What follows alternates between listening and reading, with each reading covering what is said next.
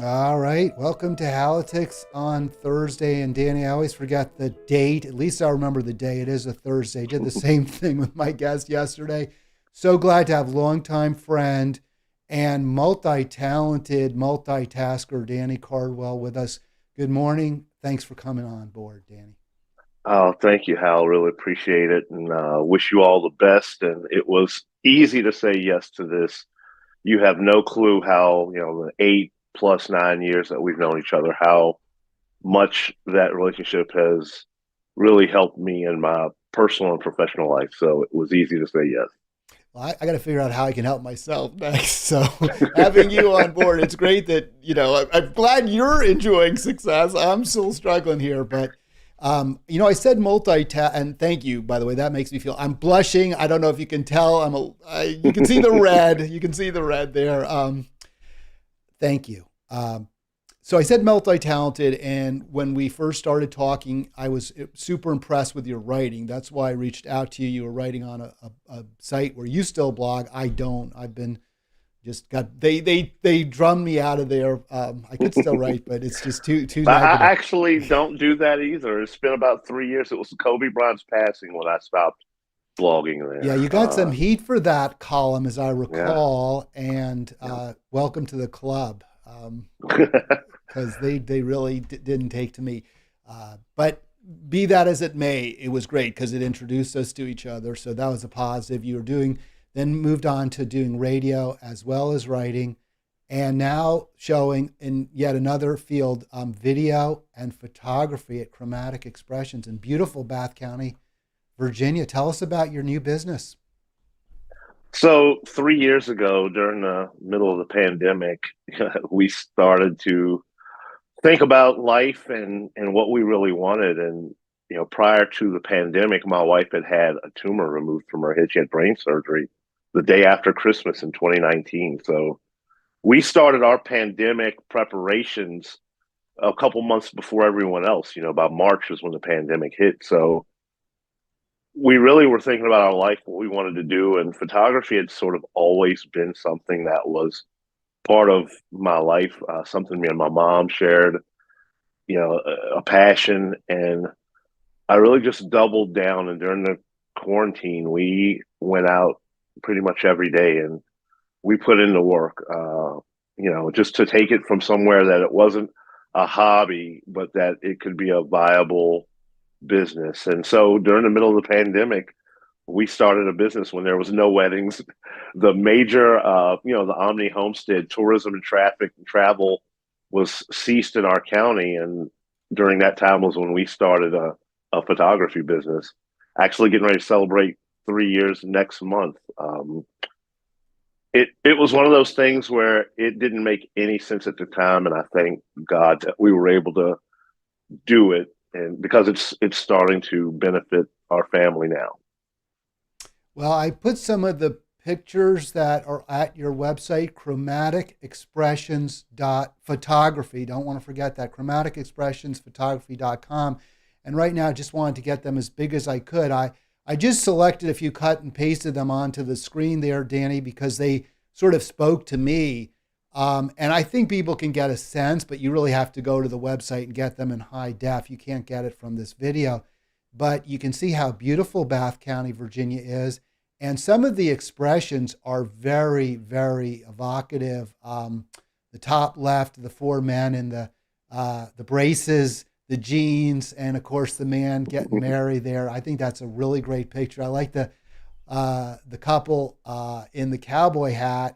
And I was thinking about that because I was going to say the older couple, but they're probably younger than I am. But I just feel like I'm 25, but they're probably, I'll bet a few years younger.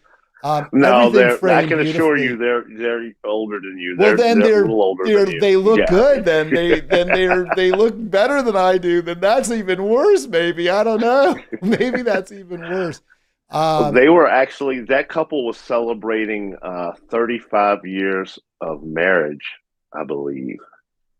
well, So yeah, they might not be older than I am, Danny. My wife and I were married in '90, so it's been 30. It'll be 33 years this summer. congratulations, Yeah, so man. it's been a long time. And it's been of course I got to say it's been great. No, it has been. I'm really happily married. I know you are too. So and is that, let me digress. Do you find that more stressful to be in business with your wife? If it was something else, maybe, but because of what we do, it's been real easy. My wife, not being a natural photographer, not being someone who had that passion, she had to go through the rigors of really learning the craft.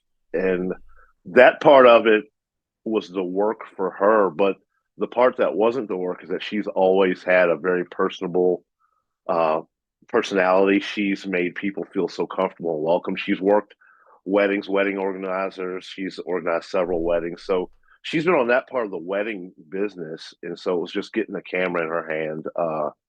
But no, it wasn't. The hardest part was early on when we were culling galleries and trying to set a standard for what we were going to have for images, image quality, and our style of shooting.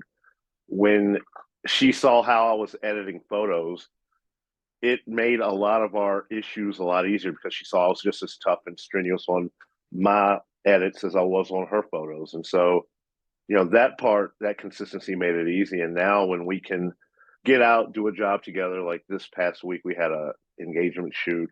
It was good to be able to just get out the house, do something that was for us, and be able to create and meet new people. So it was good. I can see where the stress for some people could, but if we were doing something else, maybe. But this, it hasn't been bad at all. Well, it's good that your wife sees you being critical of yourself, because I can agree that if you just are, oh, you don't have the light in the right place and blah, blah, blah. What do I know about photography? But that could be very frustrating. But when you're, saying to this is what I did, here's where I made a mistake, this is what I did correctly. I think, and that's true for coworkers too, right? Or for when you're Oh yeah. supervising someone, you have to be um, positive, but also, make the points where there's an issue. How has digital changed the business? I know you came on board after, I guess, the digital revolution, but can people take these beautiful pictures you sometimes see with their phones, or do you need the higher end dedicated Well, cameras? I always tell people that the best camera you have, and it's just a common colloquialism, is the one that's on you, the one that's in your pocket. And to reiterate that point with kids, and I've had kids, different radio club kids, and other kids that have been interested in photography.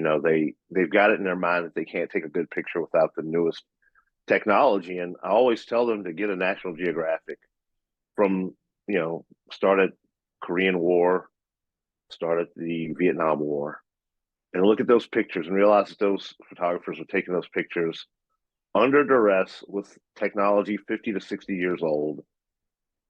If they were able to take good pictures then, we could be able to take good pictures now. So there is a definite reason to upgrade your gear. There's a definite reason why a $5,000 camera body and a $2,000 lens is going to take better pictures than a $500 body and a $100 lens. But in the end, it's all about composition, learning light, and how to engage with people to get the best out of them. Because in the end, the photo quality, the stuff that camera geeks like me pay attention to, clients really don't care. They care, did you catch grandma smiling? They care, did you catch their son in this moment? And so in the end, that's the most important. If you look at those photographs that Matthew Brady took, 160 years ago during the Civil War, there's some absolutely beautiful photography with very Oh yeah. primitive equipment. And so I guess the actual techniques that make for a good photo haven't changed. And I was going to say old Hollywood movies, some of those black and white compositions are just amazing. And you get that crystal clear, uh, where you can almost see the pores of the people, just as I can in your photos as well. So are you conscious when you take the picture of the place and the personality that you're trying to bring out in the pictures. And let me just say this before you answer. I know folks usually tune in to watch and listen to our discussions about politics. We're going to get there, but I'm fascinated by what Danny's doing here, and I'm going to school on him and learning a little bit about techniques. I hope you are as well. So yeah, the place and the person, the individual character in the pictures.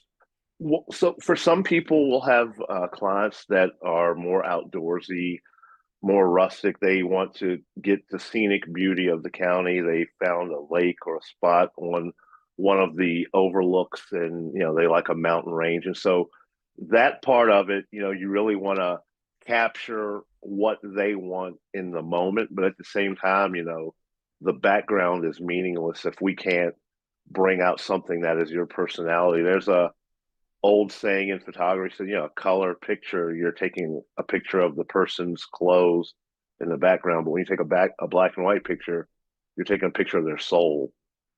And so when you can catch someone in a moment and you can, really edit that picture, everything else sort of disappears. I think the background, I think the natural beauty of an area and the place does a lot to make people feel comfortable and relaxed. There's a reason that people like the places they like. So if you can get there and establish the location, get some wide shots, let everybody, see where you're at. But in the end, the shots that'll stick around, the pictures that people 25, 30 years from now, and, will look at will be the tight shots of, their loved one's face. It'll be the expression. It'll be something that, sticks that picture around in a den or in a sitting room for, 20, 30 years.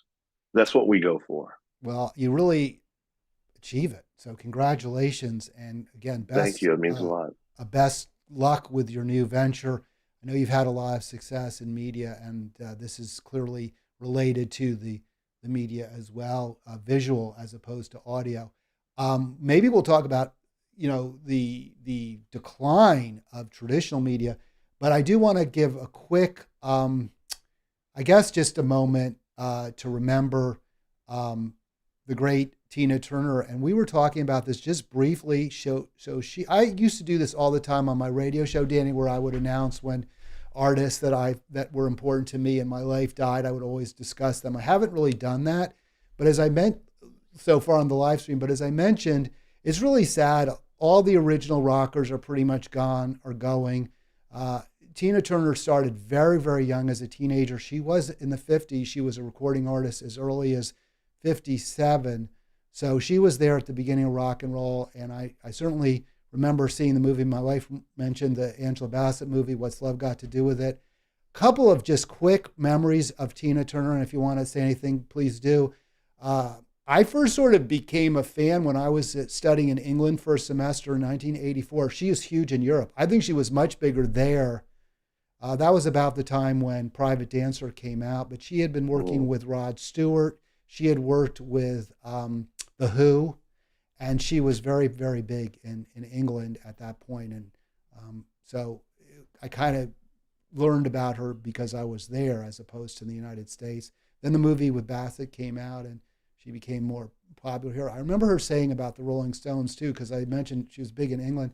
She loved the Stones. She said she loves rock and roll because it's happy music, and that's why she liked to sing with rock bands, because it was happy. And she went through a lot of troubles, and her first husband was not good to her at all. I mean, there's nothing to say. He was a great artist, but he was not a nice person. He was and she suffered, and she did, but she said that her music made her happy, and she loved to play the rock because it was happy music. So that well, yeah, you think about these iconic folks that you've talked about and the trail they blazed, and we take for granted. I think a lot of the younger folks, and I'm almost 50, running down 50, but I think a lot of younger folks, myself included, and then folks from obviously millennials, and they take for granted the meteoric rise that celebrities or some of their Hollywood idols have, and for Tina Turner to do what she did when she did it was a lot. I mean, you think about the obvious limitations, women, people of color faced at that time, but then, not having any real power or ownership over her career, the struggles that she did have early on, dealing with domestic abuse, dealing with, not owning so much of the work that she was doing. And so, yeah, I mean, she was a very inspirational person in the fact that she publicly overcame so much that she didn't hide the things in her life that maybe some people hide, the domestic abuse, that being such a touchy subject and situation, especially at that time, to be someone who women could look to for inspiration. I mean, in her music, she wrote so much about her life in her music, her later music. You could just see the evolution of her coming through the songwriting. So, she will be greatly missed. 83 years around this earth. She got her four score, and but yeah, it was definitely a shock. I mean, my wife came home and she was like, "Oh Lord, we lost Tina today," and and it was that sort of gut wrenching feeling, even though she hasn't sort of been on the scene for a number of years in that way. You just knew that she was somewhere enjoying life, and so yeah, it's a little sad, especially being a music guy. And I'll have a tribute for her tomorrow. I'll be on air doing some filling in for a radio show, so I'll definitely have a Tina Turner tribute tomorrow. Yeah, well, thanks for that as well, sharing that, Danny. And I took this picture from the '60s because she had a lot of different. She reinvented herself several times in her career, but you can see the joy. And as I mentioned, that when she said she got joy in her music and playing, singing the rock and roll, you can. I mean, it's obvious, right, in that picture. And so I wanted to kind of remember her in that look. So we've got Danny with us. It's 11:15, 11:70. Don't forget, click like, click subscribe.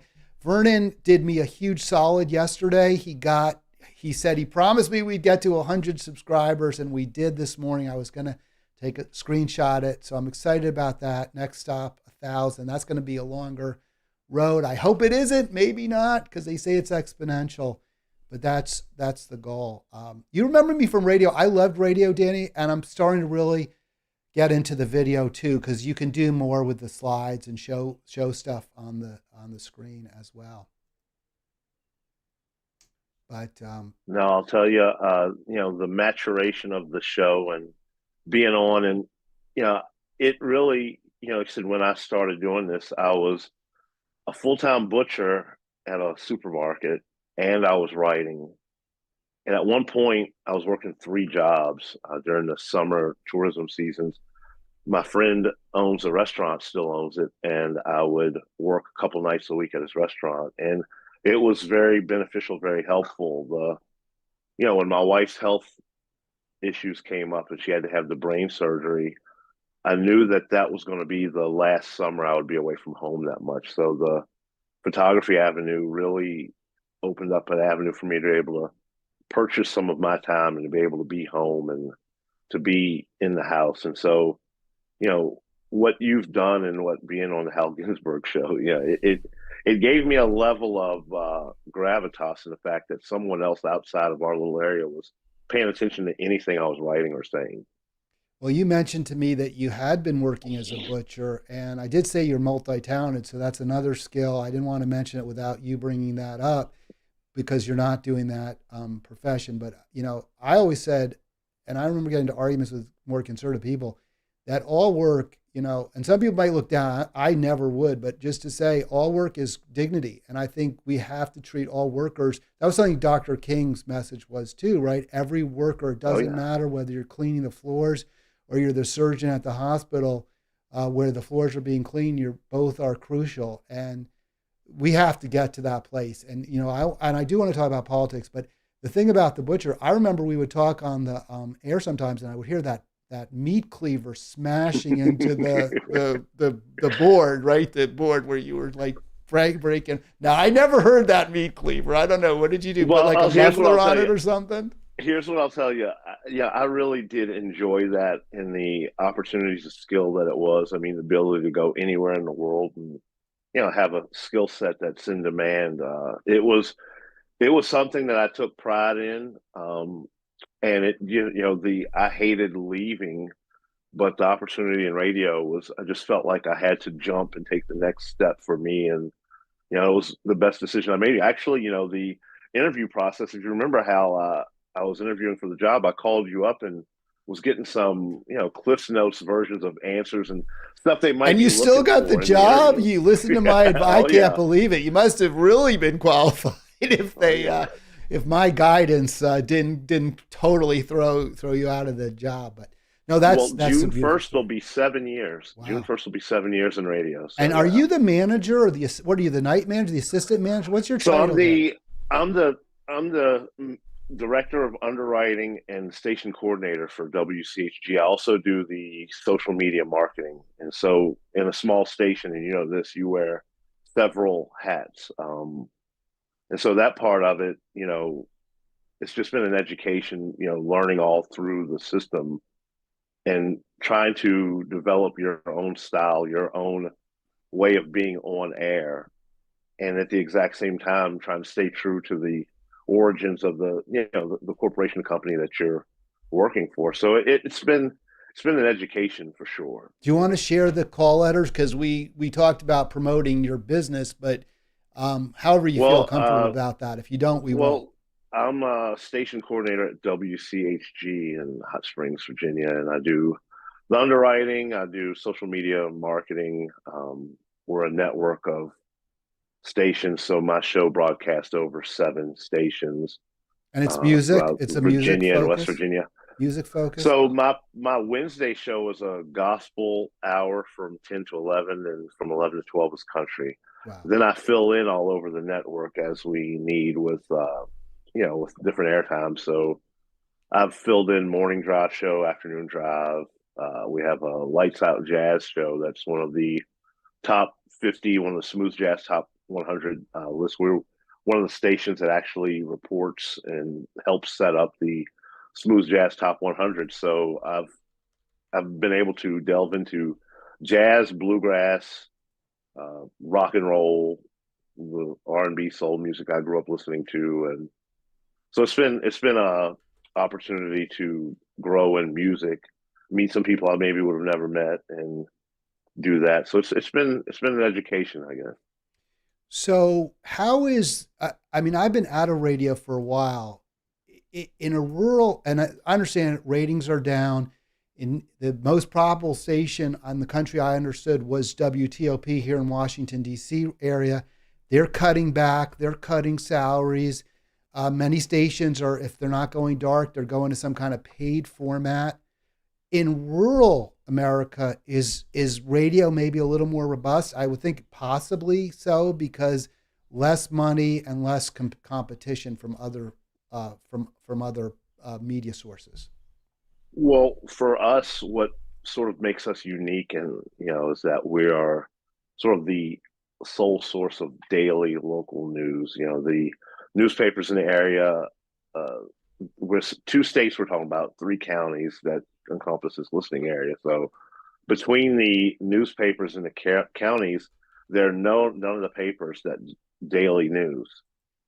So we have a weekly paper in 2 of the counties, and then one of the other counties has bleed over, gets three. I think they do 3 times a week with their distribution of paper. So for daily local news sources, this is it. And in this part of the world, it's important to, weather being what it is, and different things that, so that part of it makes us a necessity in a sense. Now, it doesn't guarantee ratings, it doesn't guarantee anything, but when the lights goes out, they're going to turn into the station. When something bad happens, they're going to tune into the station, because none of the bigger markets are going to be able to get someone here quick enough, set up, and then cover the story. I mean, you talk about something happening where the TV networks will get involved. That's Roanoke, Virginia. So you're talking about a 2-hour commute before you even get on the ground to start reporting. And so, unfortunately, that, over the last 7 years, we've had major issues. We have derechos, we've had flooding, we've had some issues where we were the first folks on the ground, covering stories. And so that part of it kind of gives us and it insulates us a little bit from the death knell that a lot of smaller stations have faced. Yeah, it's good to hear, and it's nice to know there are alternatives for folks who maybe the internet isn't very good in their area. They don't have high speed or what have you, which you also mentioned is a bit of a challenge in a I don't want to, I don't really know there, but from what our previous discussions, from say a poor or working class area in a rural part of the world is just not going to be the first place that Comcast and Verizon are going to go to lay a lot of very expensive cable and um, make sure every Yeah, house. it's been there's been a lot of programs over the last few years. It's kind of working on infrastructure, but yeah, I mean it's just still I think the moment it shifted for rural America was the mindset when we went from the mindset of internet and Wi-Fi being luxuries to the fact that they are true business necessities. Credit card transactions. The one thing that came from the pandemic was that everyone sort of came to grips with the reality that educating these kids, doing the things that we have to do, you're going to have to move forward and accept the fact that the Wi-Fi is going to we're going to need high speed internet, and that's just going to be the reality, moving forward. And so that shift, that's been one of the benefits of COVID, that having the infrastructure sort of in place and the need magnified. Well, I mean, one thing that's amazing is I can do this live stream. I mean, and in high def too. I mean, it's pretty unbelievable, And I mean, what are you going to say? The software. It used to be you'd have to do this with like a team of five, six people with photographers and engineers, and now one person. So, um, hey, I'm for it. Why not? Let's get to some politics. I did mention we were going to talk politics with Danny Cardwell, and one of the striking aspects of America today, from my perspective, is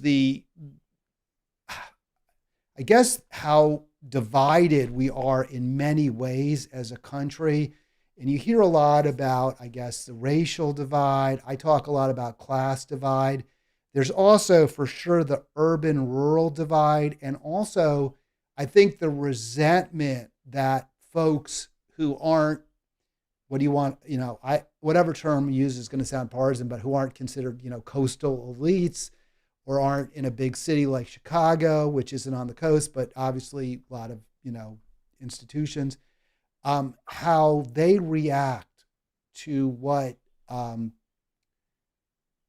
their perception is, how maybe you personally or people in your community react to the perception that New York people, that LA people, that San Francisco people feel a certain way, and that they're almost invariably going to therefore take the opposite position. I think it goes both ways, right? Because Yeah. there's people on the coast who look, oh, how could those people do that? Or if they do it, I'm not going to do it. Let me play this clip, which I think this is just from. I shouldn't promote other shows, but I think they're very good. Robbie and Brianna Joy Gray on Hill Rising. So here, this is just a brief clip. Let's see if we can get it to work. I think it'll work. Oh, I gotta click it there. Let's see. I would not at all be surprised if Trump gets the nomination again. And people will certainly point to things like his treatment in these several criminal matters, these investigations, as creating a rally around the Trump effect. As the reason for that. Yeah, I noticed very well be the case. A lot of leftists were very skeptical after Marianne Williamson's announcement, for instance, and I've seen kind of swings of increased support every time there is a blatant disrespect of her. When Karine Jean-Pierre had the press room laughing at her and called her crystal ball. All right, so real quick, Dan, I don't know if you're familiar with that show, The Hill Rising, but what both of them are saying is that when the media, when the Washington elites make fun of someone, look down on them, or in the case of Trump, constantly criticizing him, maybe justifiably so, but that dynamic actually is very counterproductive. In other words, it causes people who aren't insiders, shall we say, to rally around the person they believe is getting treated unfairly. I don't really buy that. I mean, I think that some of that's been cooked in at this point in 2023. I mean, everyone knows where they stand with Trump. Like, no one's going to wake up this week and be like, oh, eureka, I feel this way or I feel that way. I mean, I truly do believe that some of that is just baked in. The polarization is real. The polarization stretches across any swath of life, and it doesn't take racial, geopolitical, or economic differences for us to be polarized. And I'll give you, an example for something that I've seen. I mean, simultaneously, just inside the demographic of white women. I mean, if we talk about a voting bloc, they supported Trump in 2006, in 2016, and 2020 at higher levels than supported any other Republican candidate. And at the exact same time, white women led the march with the pink hats.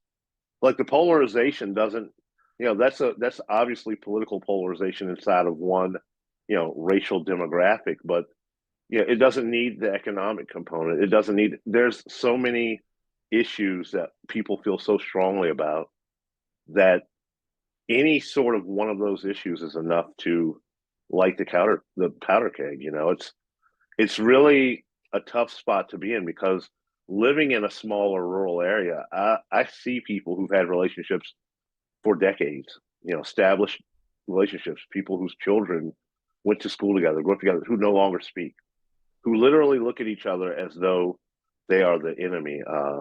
School teachers who, faced, verbal assault and harassment. The polarization has not eased up or lessened up, and whether or not someone feels that Trump is being treated unfairly, I don't think that that's going to have a major impact on the election, because his folks are his folks. They're in. I mean, his folks, they haven't gone anywhere. They're not going anywhere. It maybe has become a little bit less politically expedient to, publicly support him the way that folks were early on. But you vote by yourself. you're in that box by yourself. So, because I see it a little differently. I mean, we've been through these discussions in the past. I'm a little, I won't say surprised to hear you say that, but I would think you would see, and I think Brianna Joy Gray said that, the rally round the flag kind of moment. Well, if they're all against this person, I'm going to be for him. But you don't see that. You don't. Because Well, no, I saw that in the because town hall with Trump, where the CNN was so blatantly anti-Trump. It seemed like they pushed his supporters almost to defend him, rather than trying to understand what what issues were important to them. Well, I mean, and I think that that's the biggest disconnect on the left, is that we still have this fairy tale that there's a conversation that's going to be had, that you're going to sit down across from someone and that you're going to use logic, the better argument, and facts, and that they're going to come to your understanding and opinion. And I just reject that notion, just because it's empirically not jived with anything that's been in my reality. There's been people who have benefited greatly from Obamacare in this community right now that are still against Obamacare because it was labeled Obamacare. I mean, again, I'm not speaking about, folks that live in Northern Virginia. I'm not speaking about folks that live in Short Pump or Charlottesville or some of the places that we frequent. I mean, I'm talking about people that I see and I know and I hear and have conversations with. Like, those people aren't going to be swayed because they feel Trump's being beat up by the press, because they've watched Trump being beat up by the press for 8 years. I think a more interesting, sort of angle on this is, when we think about the polarization, the way everything has been covered let's just go the last 3 to 6 months with Trump, conservative media outlets, the lawsuit against Fox News over the election lies. I mean, we don't even have a basis to say 6 times 6 is 36 anymore. Like, if you said 6 times 6 is 36, and underneath your, at the Chiron said that you were an NYU professor of physics, immediately 6 times 6 doesn't become 36 because you are a leftist trying to change America, and it doesn't matter what the facts on the ground is, the information won't be received. So I think the optimism, and I'm not a prisoner of the optimism just because I don't see enough evidence to support it. But the optimistic argument is that no, this election cycle will be different because these folks are going to listen to a better argument. They're going to understand, and that's just not going to happen. I mean, there are people that in 2023 that still think pro wrestling is real. So And what do we I'm do? not just So is there any, you said that's a very, I think that's a pessimistic, I'm not saying it's wrong, but it's pessimistic. It's cynical in the sense that you're saying, and I think there's a lot of truth to it. We can't sway hearts and minds. I mean, maybe I shouldn't be on doing my live stream, right? If it's not going to make a difference. no. I think that you're no. I think what you try to do is you realize what's happening. Like right now, I can look across the street and see the high school. Bunch of kids going to graduate this school. Those kids are going to be voters. And obviously, we always say reaching the new generation, reaching the new generation. But, the better argument for so many of the issues of importance to these kids is on the side that we, even though me and you have differences of opinion, but about 90% of the time, we and you agree are lockstep. And the better arguments for that group of voters is on our side. I mean, the idea that you're going to convert a 45-year-old man that's voted, in 4 elections a certain way. I mean, I feel like that energy could be better used, getting out the vote, youth voting drives. I mean, and connecting with this generation of kids, because I don't see 45 and 50-year-old people just making radical turns in their geopolitical beliefs. But I think a problem we face though is, and you can see it, I brought up more issues where there's so much of a divide. And so here in the war in Ukraine, there's a divide as well. I mean, it's mostly partisan. I mean, but we're seeing now support for it drop. And I was really interested in the Brookings poll, but if we want to convert younger people, they're the ones who are most against it. So the Democrats are taking a position, I think, that is going to turn off the younger folks that you're talking about, because they don't want to have to either go fight or have billions of dollars diverted to a war on the other side of the world that they don't really understand why we're there in the first place. Yeah, it's the war in Ukraine is a tough issue, and I've seen over the last 14 months or so, a coalition of folks, folks who politically don't agree on much else, but have found a common thread either for the support of the war in Ukraine or adamantly against supporting any more aid to the Ukrainian efforts. And well, it's a very complicated geopolitical system. It's a very complicated geopolitical problem that doesn't present easy answers for kids who are very interested in this. They don't see a difference between what the right and maybe what the left is saying about Ukraine, and that is a real issue to be contended with.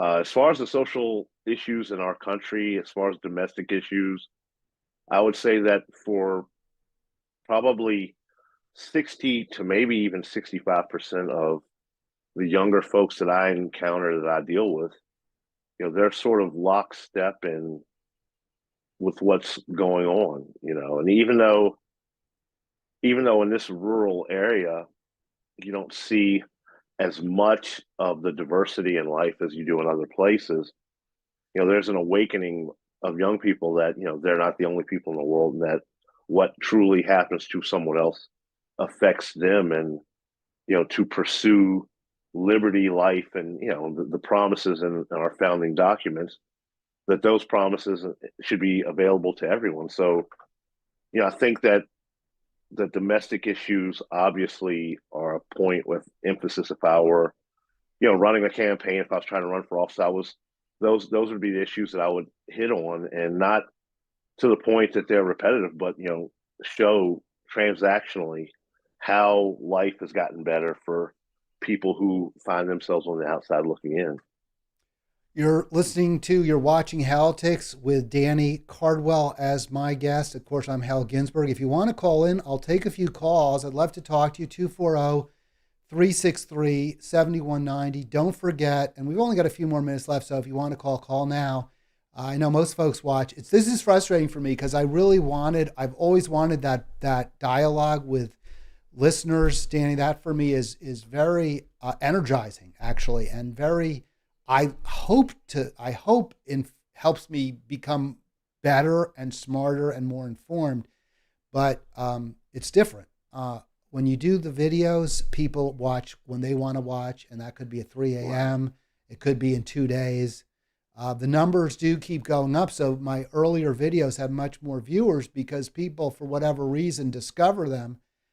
But if I want to talk live to people, have a guest like yourself, and maybe one or two people call in. So it's a different dynamic. But no, I think about the political climate that we're in, the fact that, this sort of election season has started. We've got, Republican nominees throwing their hats into the ring. And, we're sort of in this political season, whether we want to be or not. And I know for the average American, they're not dialed in and tuned in the way they'll be locked in this time a calendar year from now. But this is sort of when the work is going to happen. I mean, this is when you're going to figure out, who's going to be the contenders. Is anyone going to be able to sort of knock Trump off the bubble? But then you think about at the local levels, in Virginia, we have elections every year.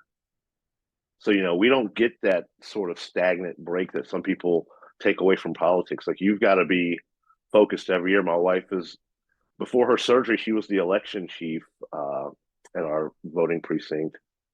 And after her surgery, she took some time away, but she's gotten back into the election game. And so, in Virginia, every year there are elections. Every year at the state level in the Commonwealth of Virginia, we have elections that determine, budgeting that determines what's going to happen, our outlook for the future. And so we don't get to take those breaks in between, presidential elections or, the big House and Senate years where, you have a number of seats up.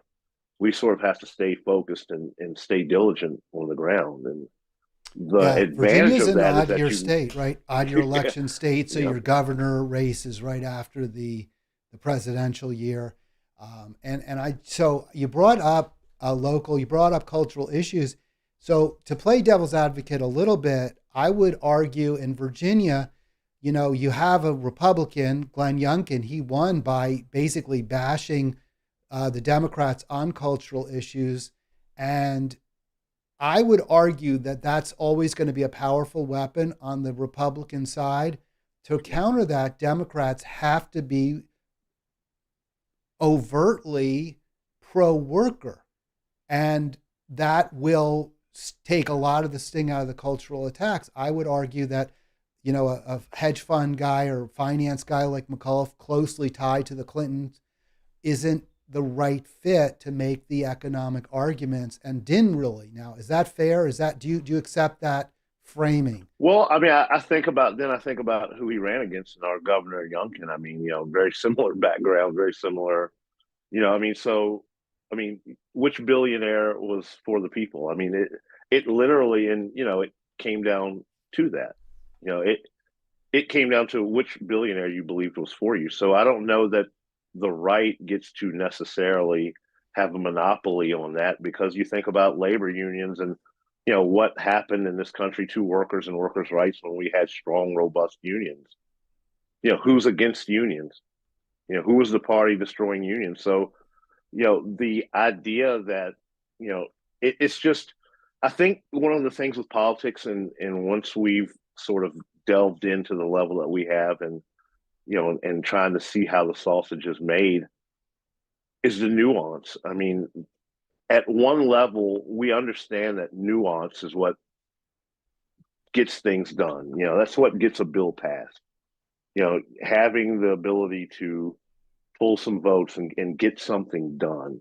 And it takes a little nuance. It takes finesse. And in our public conversations about politics, the level of polarization we have in the country sort of prevents that nuance from happening, because you almost can't say you support X, Y, or Z without having tattooed on you, oh, well, he's a lefty communist pinko slug, or I mean, whatever. And you've been called all those names publicly and privately. I've been called both sides, Danny, both sides. I've heard plenty of people on the left say I'm a right winger and a Trump apologist and this and that. So that's a hallmark of sort of, at least if folks are coming from both sides, you're probably doing something in there is probably right. It's not good, though, for building a live stream. You got to pick your lane, and you got to tell people what they expect to hear and they want to hear, or they get frustrated. And I think that is unfortunate. Any final words on politics? I want to move on. I have one more quick topic to show you a picture I guess of. With politics, and I will say this, because me and you, we both have sort of gone through the gamut, and I won't mention the blog or the site that we used to blog at, but, that was sort of a leftist enclave. There were some people that worked in some very prestigious universities across the country, people who had amazing backgrounds. I mean, you look at some of the credentials that some of these folks brought to the table. When I first started blogging there, when I first started working there and started reading your work, I felt like I'd found my people. And then as the years went by, literally years, I mean, hundreds of pieces, we both contributed to that site, over the years. As the years went on, the polarization on the left, the right's not just, the right is not the only people polarized, but polarization on the left, we were in situations where how we were agreeing with people on 90 to 95% of things. It became unfriendly. It became unfriendly. Oh, yeah. It became and the tribal fights rancorous. that we had. Yeah, the tribal fights that we had, I mean, were over less than 3 or 4%. I mean, the Kobe Bryant piece that I posted, and I left it up there, and I go back every year or so after his death anniversary to kind of, bring up the Kobe Bryant piece I posted. I mean, I literally, this was not Trump conservatives. These were educated leftists. That I was a rapist or a rapist sympathizer. To have someone say that about you based on an article, someone dying, and you talking about what this person's death meant, like, because I chose to look at this person's humanity and tell a story about this kid's life that a contemporary, someone younger than me by a couple of years, but someone I watched as a child, to have people you're fighting with. I know what you're talking about. Fighting with. I you're hate the personal and you went stuff. down the same. You went down the same. It's always rabbit was hole, personal. It's always personal, or you don't like Hillary because she's a woman, or this or that, And no, I'm very clear why I don't like Hillary, and there was nothing about her. There's nothing about her being a woman. It had nothing to do with that. But okay, if that's what you want. But since you brought up Kobe Bryant, who was always a Laker from the time he became a professional. I think we're disappointed. I just want to show this last picture here as the Lakers go down fighting. LeBron had an incredible series. I know you're a fan. That play where I watched it, I thought they're going to call a foul. This is the very end of game 4. Lakers are down by 2. LeBron needs to get the ball in the bucket or pass it off.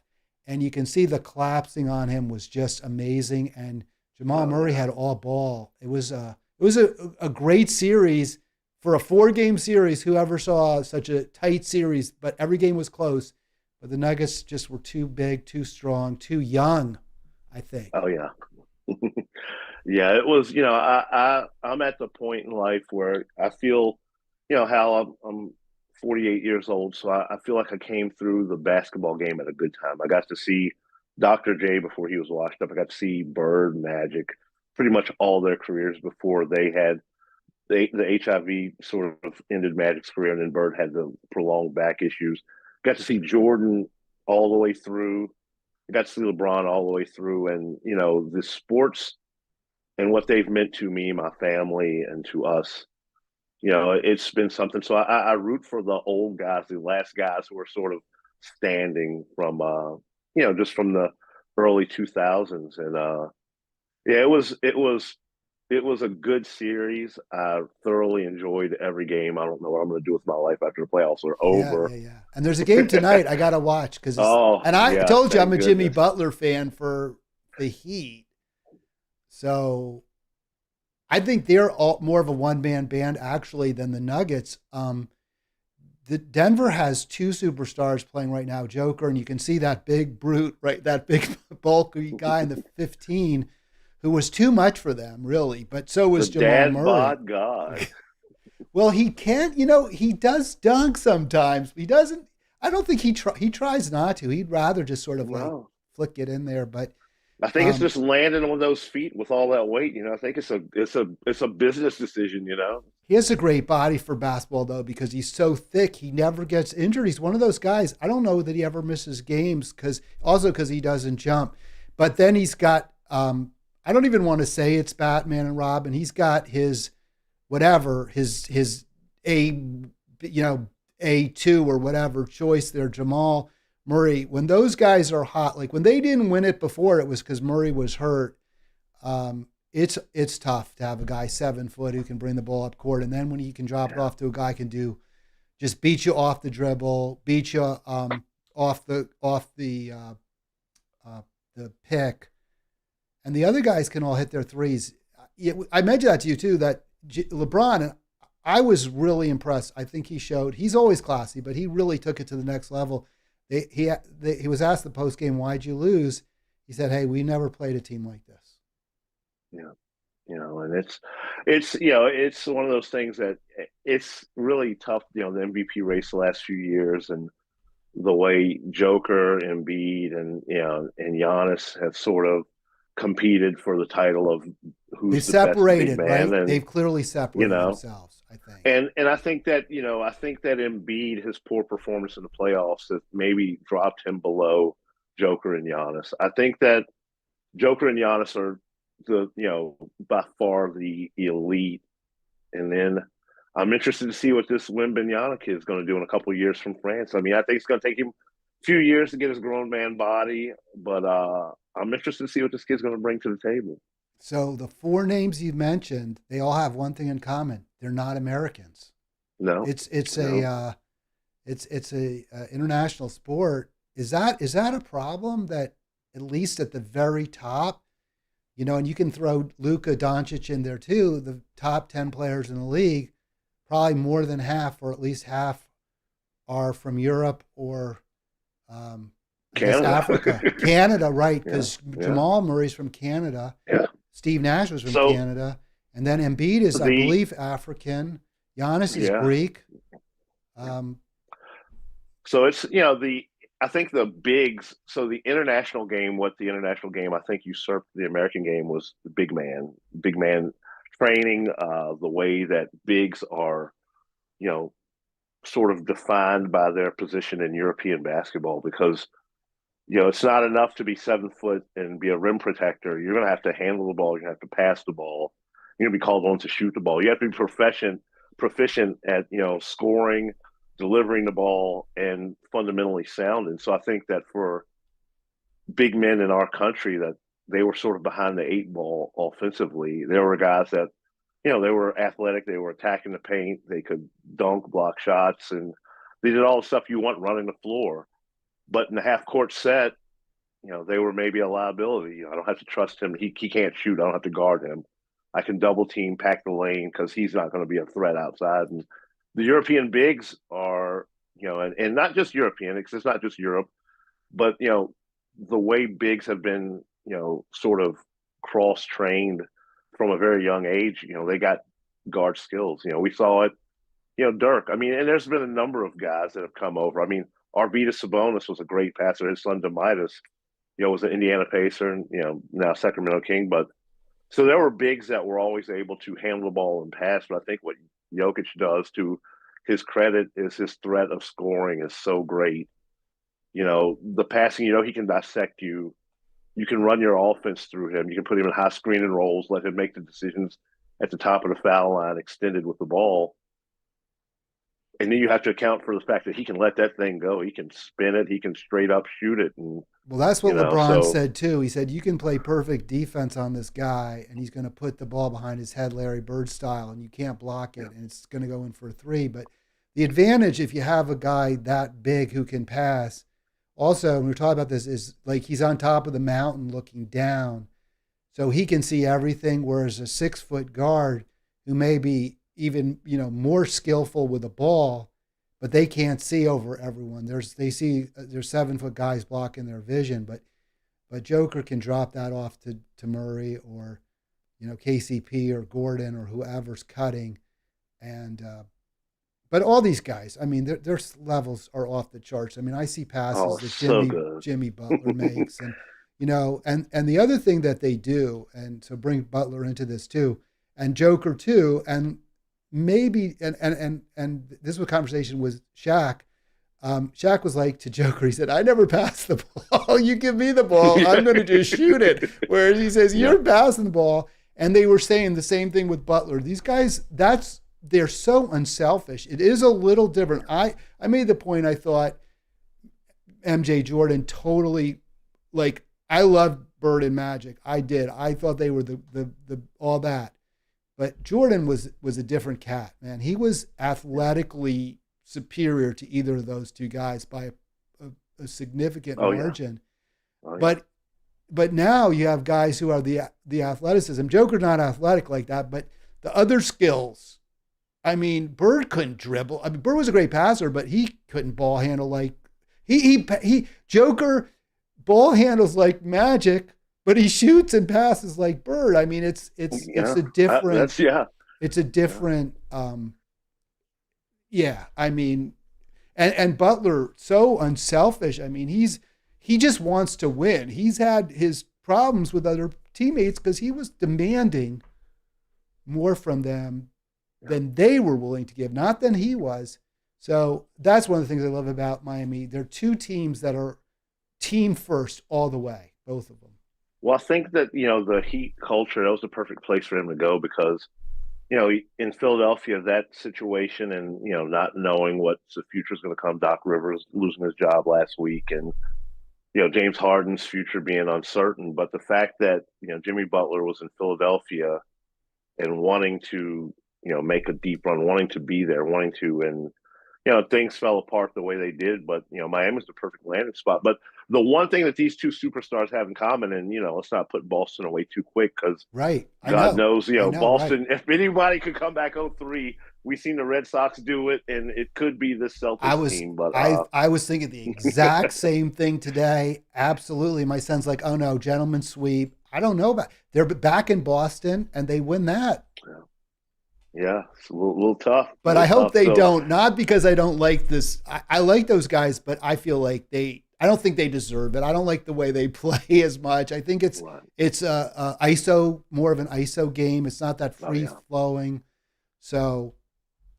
Well, the thing with Joker and Jimmy Butler, though, is that, in this day and age of superstar personalities and how people sort of commodify themselves and their personalities to, for their brands, and God forbid, make all the money you can. I'm not begrudging anyone for that, but those are superstars that other players want to play with.